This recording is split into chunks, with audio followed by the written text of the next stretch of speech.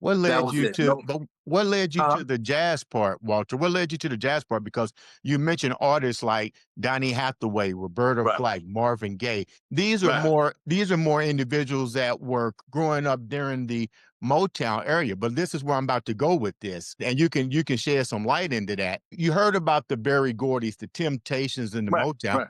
but there wasn't a lot of emphasis put on the jazz artists. So how did you wind up understanding more about the jazz and what converted you over from the Motown sound to being a jazz artist? Because let's get real, in the 60s, 70s, it was more R&B than it was ever jazz. Right. And one thing I used to teach the Motown class in Boston when it first came when I started teaching that. And what I found out in my true research, or not even research, but even when I was a kid, remember the Temptations had a record called Live at the Copacabana, right? Yeah. Which they sang jazz. They sang a whole bunch of jazz. And Marvin Gaye always wanted to be a jazz singer. He got an album out, or had an album out. I think it's called Midnight Love or something to that effect, where he sang Marvin Gaye to him, just like Marvin Gaye.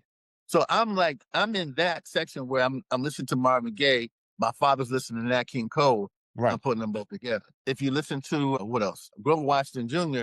Grover Washington Jr. I think he was on, but he was playing "Mercy, Mercy, Mercy." That was one of the first songs I ever heard him play. He played "You Are the Sunshine of My Life," which was like you say R&B. There was a fusion of jazz and R&B even in the '60s. When Yeah. I was growing up, there was my formative years. Like you say, the R&B was much more successful and much Right. more whatever.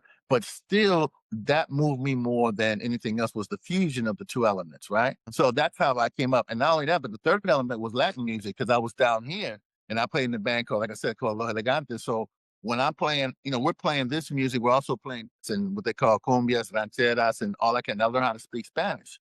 So that is the foundation of how I came up and how I got interested. Plus, I had a mentor named Mr. Jimmy Cannon, who encouraged us to learn all types of music, but be proficient in all types of music and study the history of the people who made the music. And that's how all this stuff came together. So by the time I was 18, he used to say that we had you ready for the world by the time you're 18 before you even went to college. And he was correct because I was inside me was all of that.